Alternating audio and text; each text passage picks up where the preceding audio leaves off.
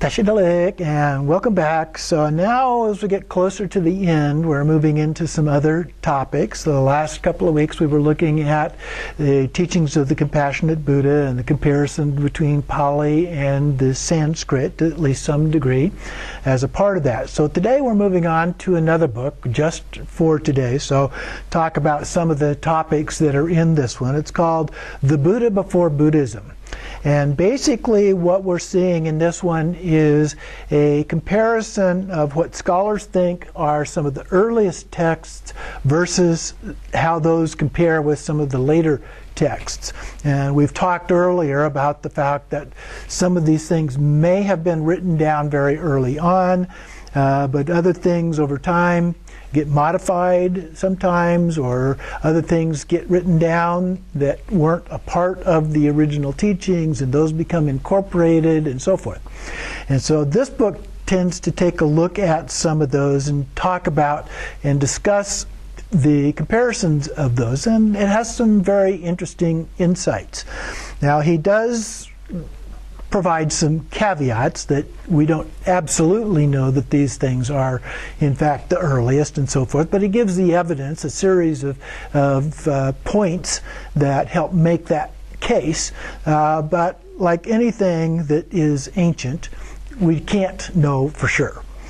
And so we're going to look at this. It's a very interesting book. So we'll focus first on the introduction here and some of his discussion about this issue. And so he begins by saying that this book is a translation of a collection of ancient Buddhist poems, often considered to be among the Buddha's first teachings. The analogy's original title, The Book of Eights, suggests something about the format of the poems. The book's teachings offer people a provocative challenge to live a life in deep, abiding peace. Now, we've seen that before. We saw it when we were looking at the Pali Canon. We saw it when we were looking in the other book and so forth. That is to be experienced in the here and now. So not some future life somewhere or some Buddhahood in parinirvana, but something that we can experience right now in this lifetime. The teachings point to a peace that can be found in this life, in this world. And references to rarefied states of mental attainments are also absent from this text, except perhaps in one particular statement that he talks about later. What might the Buddha have taught after his awakening, but before he and others organized and systematized his teachings? In the development of the early stage of Buddhism, we can identify the Buddha's most essential message. So that is basically the idea behind this book, and trying to help guide us through that and see what we think about that. So the Book of Eights that was just referenced here is a relatively small anthology of 16 poems, tucked away in a larger anthology that is itself relegated to yet another anthology. So we've got this nesting going on at different levels here, but the outside of the nest is the minor collection in the Nikayas. So this is in the Pali Canon, and it's within a particular group within the Pali Canon, and then it's within another group within that. Then here we find the Buddha's teachings pared down to their most essential elements, free of more complex doctrines. What may be perplexing to many is that the Book of Eights does not espouse religious doctrine that exists in opposition to other doctrines, nor does it put forth a teaching that is meant to be seen as superior to other teachings. The text explicitly denies the role of ultimate religious truth and knowledge in attaining personal peace. Instead, the text points to a direct and simple approach for attaining peace without requiring an adherence to any specific ideology. Very interesting. Okay? The goal in the Book of Eights is described both in terms of the states of mind to be attained and mental activities to be abandoned. Peace and equanimity are the most common descriptions of what is attained, and clinging, craving, and being entrenched in quarreling are the activities most frequently said to be abandoned. Now, we've seen some of those in the other things that we have looked at previously. To experience peace for oneself, one must release one's clingings. And we've seen that kind of pattern in the earlier sources as well that we looked at. The person who realizes this is called a sage or muni, a wise and holy person. The Buddha is referred to as Shakyamuni, the sage of the Sakya clan. While the attainment of peace is often referred to in personal terms, the Book of Eights also places its teaching in the context of social strife. So it's not just a mental state, but it's also the condition in which we find ourselves. A sage does not get involved in these interpersonal and interreligious conflicts. The teachings point to the possibility of personal peace, but they also suggest the possibility of peace beyond or between people. Remarkably, no mention is made of familiar numbered lists, such as the Four Noble Truths or the Eightfold Path. Nowhere in the text does one find the four foundations of mindfulness, the four jhanas, the five aggregates, the three characteristics, the seven factors of awakening, the three refuges. Also missing are the teachings of not self and an unconditioned reality that transcends ordinary life. Rebirth and ending of cycles of rebirth are primarily discussed in terms of what non-Buddhists believe. Wow! We just threw a lot of stuff out there. Okay, the emphasis is on any longing for any form of future rebirth, or overcoming any longing for a future rebirth. And the Book of Eights presents a path of practice free from concern with multiple lives. So it's really focused on this life. The Buddha does not appear in superhuman forms or with supernatural powers. Nowhere is he called the one who is thus, Tathagata. Even the title Buddha is rare, occurring only once. Furthermore, only once is he referred to by the title the Blessed One, or Bhagavan. And a few scholars have suggested that it was not originally a Buddhist text. I mean, it's just missing all of these things that we identify with Buddhist teachings. So that's a possibility, but we'll look at some of the reasonings that may not be the case here.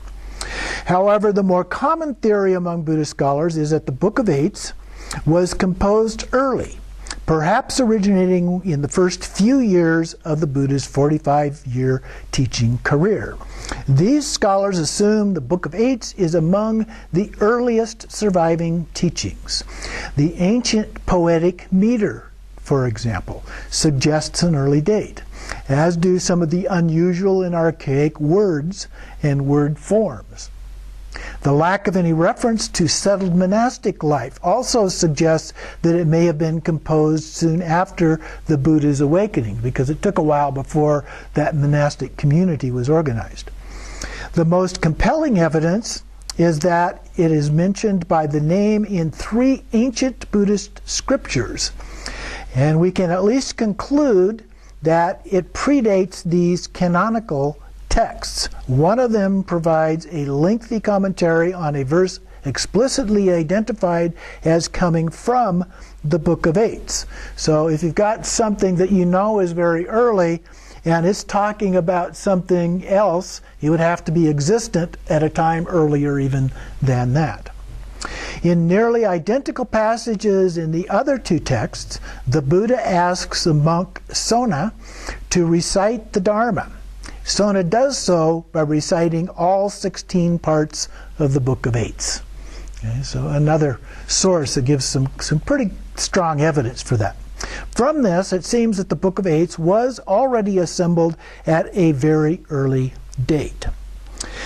And then goes on, the Sona Sutra, which is associated with the same sona that we were talking about there as a monk, is also significant in providing evidence of the ancient Buddhist practice of using poetry to preserve, learn, and disseminate important teachings. And we talked about that as well, that was a fairly common practice when they first decided that these needed to be written down because the leaders in the community were beginning to die, and so they wanted to be sure to preserve those things. Now here he's been so far talking just about the Book of Eights, but that's not all of what is included here. In addition to the Book of Eights, the early scriptures contain a poem called An Auspicious Day, which is here, and we'll look at that in just a moment, and another anthology of poems called the Book of the Other Shore. The canonical evidence suggests that these were used for memorization, recitation, and teaching. These texts all reveal a common doctrine, which is good and bad, which we'll talk about a little bit later on. The significance given to these poems is also seen in reference to lay people who had memorized either parts or all of the two anthologies. The poem An Auspicious Day is found in the middle-length discourses, so it's in the Pali Canon as well. The popularity of this poem is suggested by the fact that it occurs 9 times in 4 different scriptures. So apparently it was quite popular because it was referred to quite often in other sources. So here's the poem. It's very short. Don't chase the past or long for the future. The past is left behind, the future is not reached. Have insight into whatever phenomena are present, right where it is, not faltering and not agitated. By knowing whatever is present, one develops the mind. Ardently do what should be done today. Who knows, death may come tomorrow. There is no bargaining with morality and his great army. Whoever dwells thus ardent, active day and night, is, says the peaceful sage, one who has an auspicious day. So a rather simple way of looking at some of the key principles that are being described here. Don't get caught up in the present or the past or the future. Stay focused on the present. Don't get too caught up in the issues of what's going on and so forth. Remain in a state of peace, basically, as the peaceful sage, and then you'll have a nice day. Okay? So the Buddha's way of saying have a nice day, I guess. Have an auspicious day. So the teachings in this poem are remarkably timeless. Okay, they apply today just as easily as they would have in those times. The reference to a peaceful sage suggests that peace is the desired attainment. Of course, nirvana is often translated as peace. Because An Auspicious Day is a single short poem, we shouldn't use it alone to come to conclusions about the early Buddhist teachings. However, together with the Book of Eights, the poem begins to reveal a pattern, the kind of teachings the early Buddhists memorized, recited, and taught one another. This pattern is also seen in the Book of the Way to the Other Shore, which is represented in the following verses, just 2 verses here. Subdue greed for sensual pleasure. See renunciation as peace. Let there be nothing you take up or reject. Sounds very Dzogchen, that last line. Let what was in the past fade away. Make nothing of the future. If you don't cling to what is in the present, you can wander about in calm. Sounds very similar to the other poem. Okay? You begin to see that pattern. So the teachings of the Book of the Way of the Other Shore are related to those in the Book of Eights, as they too lack systematized, analytical, and numerically organized teachings. Both texts emphasize attaining peace. Both refer to the person who does this as a sage or muni. While the Book of Eights, the Book of the Way to the Other Shore, and the Auspicious Day are doctrinally distinct from what is found in many other early Buddhist scriptures, it may well be that these teachings lay at the heart of the earliest tradition. Many of the rest of the surviving teachings could be considered elaborations, adaptations, and digressions from these early foundational teachings. So there are 4 themes that he discusses here. He discusses each of these in the Book of Eights. The 4 basic themes are prominent: letting go of views, avoiding sensual craving, the qualities of the sage, and the training to become a sage. So those are the 4 parts that are covered here. The first one are letting go of views. The preponderance of teaching regarding views is important. The importance of not clinging to any opinions, philosophies, doctrines, or religious teachings. This includes views about ultimate religious truth. The text teaches that to find peace, the follower should shake off every view without embracing or rejecting anything. I've heard that very similar lines to that in Dzogchen teachings before as well. For many readers, this seeming no-view teaching is a radical message. The teachings of the Book of Eights provide no support for the idea that one should believe teachings just because they are found in Buddhist texts. And we're all familiar with the story of the Buddha toward the end of his life, basically saying the same thing when he was asked by his followers, well, how do we know which texts are authentic and which are not? And he said, it's not who teaches it, but the content of what they have to say. So then the poems include examples of the poems that arise, that lead to debates and quarrels, seeking praise, and feeling depressed when one's opinion is refuted, swinging between feeling high and low. And if clinging to views does bring a type of peace, it turns out to be an unstable one. Clinging to views does not lead to reliable peace. The goal of the practice is letting go of views. The sages are not attached to the views and so avoid debates or quarrels. The sages have no need for any doctrine in terms of theories, abstract concepts, or beliefs. The wise person does not oppose anyone else's doctrine. Stated explicitly in the following verse, they are not an enemy to any doctrine, seen, heard, or thought out. Not forming opinions, not shut down, and not desirous, they are sages, wise ones who have laid their burden down. Let go, let be. Sounds like retirement to me. Okay. and these are, in one example here, there was one called the Honeyball Sutra. The Buddha actually named it. It's like honey that would form like a candy, a hard candy. A man by the name of Dandapani aggressively asked the Buddha to explain his teaching, and the Buddha replied, such a teaching which does not quarrel with anyone in this world, a teaching where a person who lives involved with lust and who is free of doubt, worry, and craving for any existence does not cling to concepts. This is what I teach. The Buddha teaches the importance of not clinging to concepts. He is not interested in doctrines. After the Buddha explains his teachings, Dandapani leaves without saying anything further.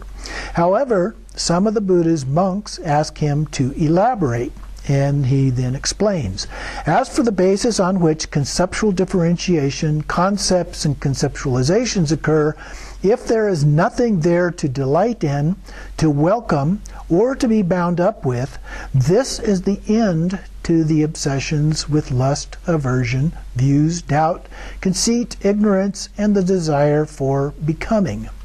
That is the end of resorting to weapons, arguments, quarrels, disputes, accusations, divisive tale-bearing, and false speech. This is how malicious, unskilled states cease completely. Okay?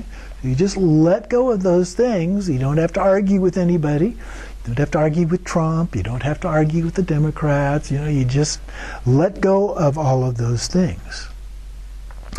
As with the Book of Eights, the Honeyball Sutra has a keen interest in preventing interpersonal conflict. And we've seen that before also with the Buddha, that he wanted to avoid things dealing with conflict.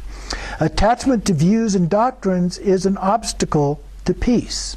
When attachment leads to conflict with others who hold different views, interpersonal peace is lost.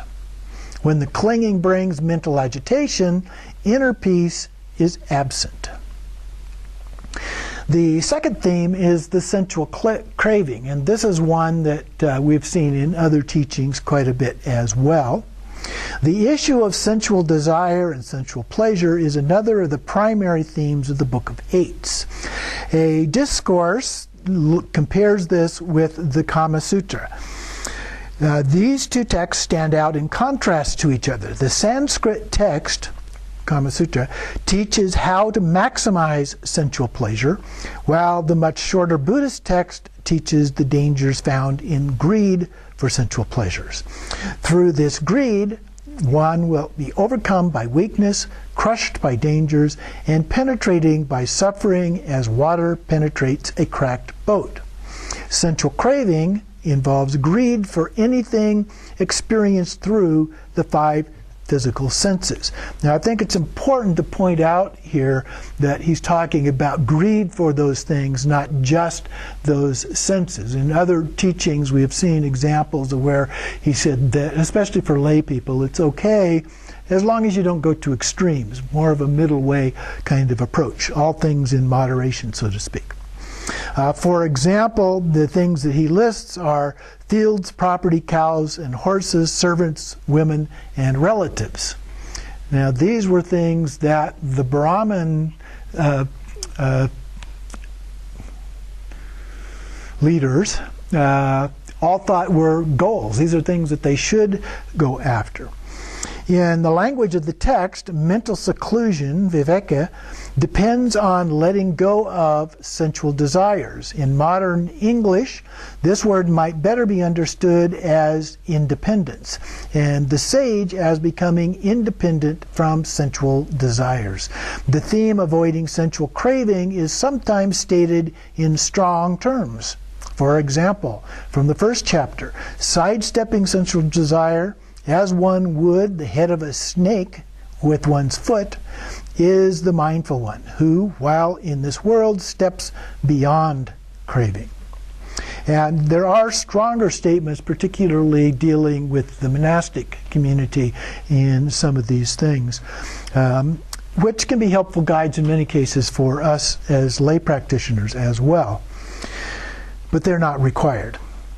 You might conclude that the Book of Eights has an excessively negative view of sensual pleasures. However, the main emphasis is not the pleasures themselves, but rather the way people are caught up in sensual pursuits, such as being tied to, bound to, greedy for, intent on, and infatuated with sensual pleasures. So that sense of strong desire, if you will. To reach the goal of the Buddhist path, one must no longer be in the grip of such pursuits. And here he cites a verse, "A person ever mindful therefore turns away from sensual desires. Abandoning them, one will cross the flood like bailing a boat to reach the far shore." And then he continues, the attachment to sexual intercourse is singled out as a particularly strong form of sensual desire, of being addicted to sex. Most of the dangers mentioned have to do with receiving other people's disapproval. So there's a clear cultural aspect in here, particularly for the monastic community. Some of the other things that we looked at, the Buddha was very concerned about how they were perceived in the community. And so that was a part of the various monastic rules. The Vinaya were based, at least in part, on how he thought they would be perceived in the community if they did or did not follow those particular rules. He continues on, it is not just attachment to sex that is to be avoided. The discourse to Tissa explicitly counsels celibacy. Now, it may be helpful to remember that within Hinduism and the Vedas, there is a practice called, wrote it down here, brahmacharya, which is a form of celibacy among lay practitioners. And so when you were pursuing a spiritual path, that was something that was highly recommended, and you would take vows of doing that. And I remember stories about Gandhi, for example, in the 20th century, and he made vows to do that, but the stories say he had difficulty keeping the vows. So, and a lot of us do have difficulty keeping those kinds of vows. But again, it is helpful to point out that that was one of the things that the Buddha saw as particularly difficult to deal with. And so keeping the vows of celibacy, he thought, could be very helpful there. The dangers are avoided by not engaging in sex then. In that case, it is possible that these teachings are based on the premise that it is not possible to engage in sexual activity without having some attachment. To be free of attachments, thus, means becoming celibate. For modern-day lay readers, celibacy may be challenging and unwelcome. However, rather than rejecting this outright, lay people could be inspired to explore any attachments or cravings they might have regarding sex. Okay, so the real issue is the craving. And so if we can explore the craving, then perhaps we can not have to avoid it altogether, but we can engage in it without that sense of craving. And that really is part of what Tantra is all about, is being able to engage in a way where there is no craving, by turning it into basically a form of meditation. Okay? So it's not about the sex in that case, it's actually about the meditation. So an interesting point of view that again tends to relate to some of the things that we look at. The third theme then is a description of the sage. Now, what do we mean when we use that word sage? So the third theme in the Book of Eights is the qualities of a sage. Due to a sage's proficiency in realizing peace, he or she is often referred to as a skilled person or expert. The sages are wise. They are referred to as the wise one, the learned one, and one of much wisdom. With the shedding of attachment, this person is also called a cleansed one. In some passages, the word Brahman is used to describe the sage. And we talked about that a little bit before also, that the Buddha actually changed the usage of that term, the meaning of that term, in some of the early texts which are in the Dharmapada. At the time of the Buddha, Brahmins were a hereditary social class that considered itself superior to all other classes. In using the title for a sage, the text is appropriating or redefining the term, and a true Brahmin is someone who has let go of all of his or her clinging. The goal of peace in the Book of Eights is emphasizes the skillful sage's behavior rather than any distinct attainment. For example, with the possible exception of the verse number 874, the text does not mention any singular attainment or transcendent and extraordinary states of consciousness. There are no psychic powers, such as the divine eye or the divine ear. Rather, the text enumerates ethical behaviors in which such people would or would not engage, and the qualities of inner virtue or character they would possess. The goal of the text is always described in ordinary human terms, not mystical, transcendent, or metaphysical terms. The most common attribute associated with the sage is peace. And I would go a little bit further to say that peace isn't actually the goal. Now, a lot of times we talk about nirvana as the goal, and if nirvana is peace, then peace becomes the goal. But he talks about it more like peace is something that happens as a result of reaching the goal of having gotten rid of all of these attachments. So the goal is actually getting rid of the attachments, and peace is a result. Such a person advocates peace, sees and knows peace, is at peace, and is peaceful. The sage is also tranquil, still and unmoving, unshakable, and equanimous. There's our word. They do not depend on peace or intentionally take it up. Okay? So that's the idea. That's not really the goal, it's the result. Instead, they let go, a term that we're familiar with in Dzogchen. These designations and descriptions of the adept suggest qualities that can be discerned in oneself and that are directly relevant to how one lives one's life. Continuing on, they point to a pragmatic, observable mode of being in the world. A significant attribute of skillful sages is their ability to know and see. Sometimes they are called the ones who know. They do not see the nature of ultimate reality or some form of ultimate consciousness. Rather, sages know and see the ways in which people struggle. They know what is not harmonious and what is dangerous. They know what problems come from pride and holding to opinions. They see how people selfishly thrash about, get elated and deflated in their disputes, speak with arrogance, and cling to teachings. By having insights into these afflictive states, a wise person knows not to get involved with them and to let them go.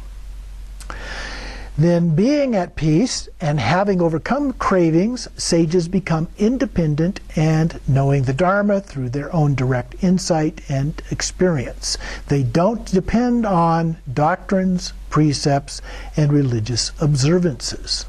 Nowhere in the Book of Eights is the ideal person called an arhat.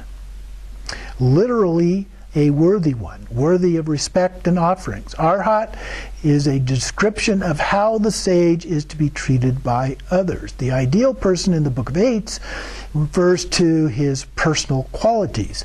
The emphasis is on character and behavior of the individuals, not on what or how the person is in relation to others.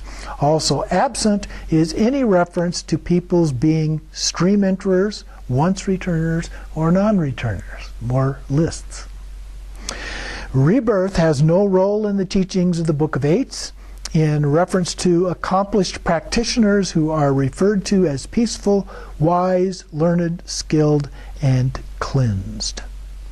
So the fourth theme, that was the third one, the fourth theme then is that of training, or the practices conducive to peace and becoming a sage. So how do we get there? How does this happen? The last three chapters give the most attention to this theme. The Book of Eights focuses on fundamental, personal, and psychological transformations. The Book of Eights rarely mentions specific techniques or practices or steps that might be involved. It explicitly and provocatively says that religious observances and practices in themselves are not adequate. Rather, it encourages people to simply behave like the ideal sage. Okay? So if we've got a good idea of what that is, we just follow that role model. And that's one of the reasons in Tantra the idea is to become or act like you are, in fact, that Buddha. You become the role model for yourself as well as potentially for others. So you behave like the ideal sage, if you will, in that case, a deity. So one trains by becoming what one is to become. If the goal is to be peaceful, the way there is to be peaceful. The emphasis on training in chapters 14, 15, 16, those last three, is different enough from the themes of the earlier chapters to give the impression that the former were composed within a different context, perhaps for a different audience. They may have been composed later and added last. Earlier poems give no indication of the Buddhist monastic community, but chapters 14 and 16 in particular are explicitly directed toward monastics. So there's a good chance that those were added a little bit later, but they could still be fairly early. So then he goes on and talks a little bit comparing purity and peace. And of course, the Vedas had a very heavy emphasis on the idea of purity.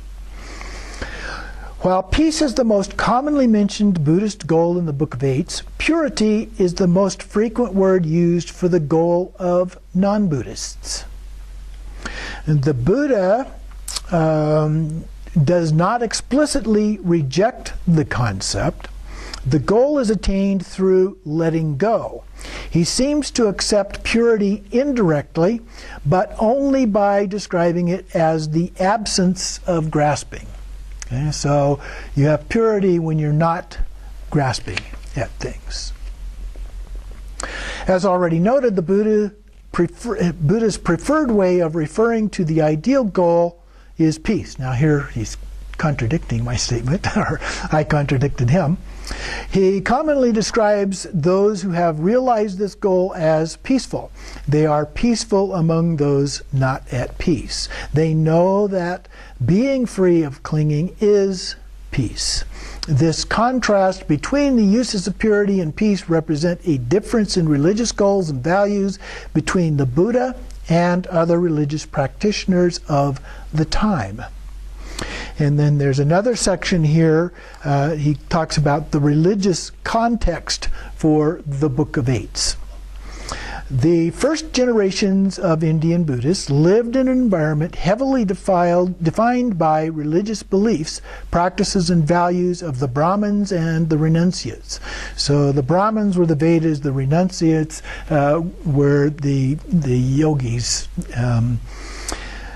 And so these two types of religious practitioners are mentioned repeatedly in the Book of Eights. They also shared many ideas. So the Brahmins were a hereditary group. That's that caste system, of course. And some were wealthy landowners and others were priests. Purity was a central concern. The careful observances of rituals and social taboos were very important. And by the time of the Buddha, it was also one of the things that people were beginning to have difficulty with and reject. Possessions associated with wealthy people of those times include including the rich male Brahmins, include fields, goods, gold, cows, horses, servants, women. Women in ancient times were pretty much treated as property, relatives, and lots of sensual pleasures.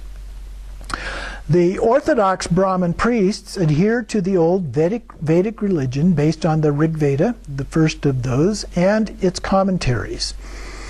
Dating back to, here it says before 1000 BCE, the dates that I've seen date the earliest ones back to about 1500 BCE. In the century or two before the Buddha, a new movement evolved that focused on more personal transformation and realization than rituals and prayers to the gods. The new movement seems to have been strongly associated with groups of renunciates. The literature for some renunciate groups was the Upanishads. So there were some that followed that were associated with what became the Hindu tradition, but associated with the Vedic tradition as a part of that. But the Shramana movement was the other, but there were bunches of different groups, so it wasn't just the Shramanas. So some of these were prior to the Buddha. The renunciates were diverse religious seekers who renounced ordinary domestic lifestyles for radical simplicity and poverty. So these were the ascetics, the Shramanas.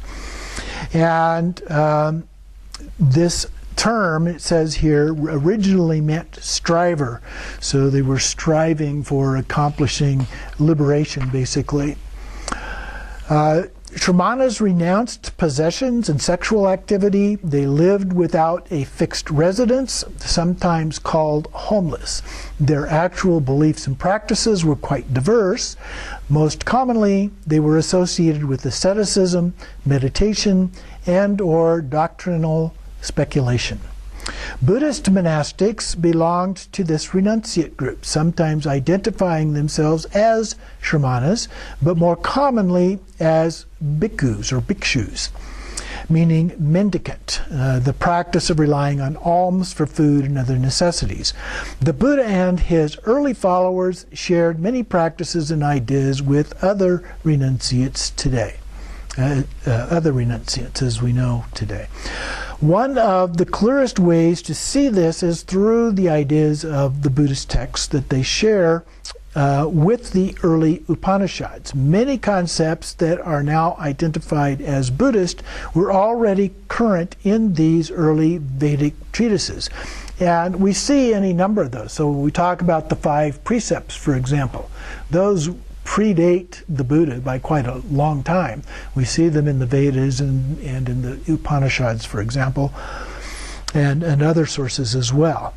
There's one in particular that our author here says the Upanishad of the Great Forest is a text that may have been composed and known in part of India where Buddha lived. This Upanishad teaches the attainment of realization through letting go of all desires. Similar to early Buddhism, it describes realization in terms of overcoming sorrow, delusion, old age, and death. Sound familiar? Very familiar. Furthermore, it espouses the idea of renouncing lay life to become a bhikshu, or monk. Its teachings on karma and rebirth are also similar to those found in Buddhist texts. Some Buddhist ideas are less a break from the early Upanishadic tradition than a continuation or modification of it. There are people in the Hindu tradition today that see Buddhism as simply a branch of Buddhism, and so you can see why they might make those kind of assumptions. In Nepal, for example, a lot of the people there don't actually know the difference between the two because it's become a blend of the two traditions. In relation to the Book of Eights, this means that we can better understand some of its poems in light of the teachings of the Upanishads, particularly the Upanishad of the Great Forest. And so then it goes on and talks a little bit about the Buddhist context. So what we just went through is a broader context, and then this one focuses more on the Buddhist context for the Book of Eights. Chapters 14 and 16, those two that focus on teachings aimed toward the monastic community, contain teachings intended for Buddhist monastics. The 5 verses attributed to Shariputra contain different concepts and emphasis than those found in the rest of the Book of Eights. Shariputra asks what trainings one should undertake to purify oneself. Shariputra mentions the unseen world of gods and heavenly realms. He brings in a degree of respect, reverence, and praise for the Buddha not seen in the rest of the book. Shariputra utters the only utterance of the title Buddha in the Book of Eights. These verses may provide one example of how the Buddha's teachings were changed over time, first by his direct disciples and then by later followers. If we are interested in knowing what the Buddha actually taught, we have to be careful to distinguish his teachings from those of his disciples and from the later tradition. We have one clear example. In the connected discourses, a layperson recites a verse from the Book of Eights and then asks the Venerable Mahakachana to explain. Mahakachana was one of the Buddha's closest personal disciples. And we'll talk about that in a little bit. And so he says, gives the following. letting go of home, wandering without a household, not becoming intimate with villagers, free from sensual desire, free of expectations, a sage won't quarrel with people. So Mahakaccana begins his explanation by interpreting home metaphorically. And here's what he says. The body, householder, the person who's asked the question is a householder, so he's responding to the householder. The body, householder, is the home of consciousness. One whose consciousness is chained by lust for physicality is called one who wanders in a home. So the home would be like in the brain, so we're wandering about in a home. Mahakaccana goes on to state that if all attachments to physical experience are eliminated, consciousness will not be limited to anything and so will wander homeless. Okay, so without attachment is the metaphor. This same metaphor is then applied to feelings, perceptions, mental formations. If one doesn't cling to any of these, consciousness can also be considered homeless. Mahakaccana takes a similar approach to interpret wandering without a household. Household is defined as sense impressions. Someone who is attached to sense objects wanders with a household. Someone without attachments to sense objects wanders without a household. Mahakaccana provides descriptive explanations for the remaining lines of the poem. For example, for the line, a sage won't quarrel with people, Mahakaccana states, and how, householder, does one not quarrel with people? Here, householder, one does not speak with such talk as, you do not understand this teaching and discipline. I understand this teaching and discipline. Your practice is wrong. My practice is right. I am consistent. You are inconsistent. Your doctrine has been refuted, and so forth. In this way, one does not quarrel with people. So we don't do those things about me and you and so forth. This same passage occurs 9 other times in various Pali discourses. Most likely, Mahakaccana is interpreting the poem according to current established Buddhist teachings of his time, rather than presenting his own interpretation. That's partly because other sources related to him, that's the kind of thing he does. He engages the practice of finding or making meaning through establishing a connection between one teaching and another. A version of this second approach is found in Mahanidesa, the Great Explanation, an early canonical commentary that explains each word in the Book of Eights by listing synonyms. Here we see an introduction of concepts that are absent from the Buddha's teachings in the Book of Eights. For example, peace, or santi, the primary goal of the Book of Eights, is discussed in terms of a state of peace. Repeatedly, the text describes that this state, with concepts such as the state of shelter, the state of safety, the state of refuge, the state of fearlessness, the eternal state, the deathless state, the state of nirvana. Not only do these synonyms introduce concepts that aren't in the Book of Eights, such as eternity and deathlessness, but they also discuss peace in abstract terms, as if it can be distinguished from a person who is peaceful. Overall, the idea of an actual peaceful sage recedes from the view in Mahanidesa. The abstract concept of the state of peace does not appear once in the Book of Eights. However, it isn't the Buddha who uses this expression, but one of his questioners. Okay? In his response, the Buddha does not answer the question as it is asked. He makes no mention of what one needs to see to be free from, nor does he refer to a state of peace. Instead, he describes the actions one would or would not take to become free and the inner experiences one would feel. For example, one would subdue one's craving and not get attached to any teachings. A person who did this would be tranquil and still. So this is an example of how later Buddhism began to emphasize the transcendent state of liberation rather than the immanent qualities and behavior of one who is liberated. So we'll take a little break there.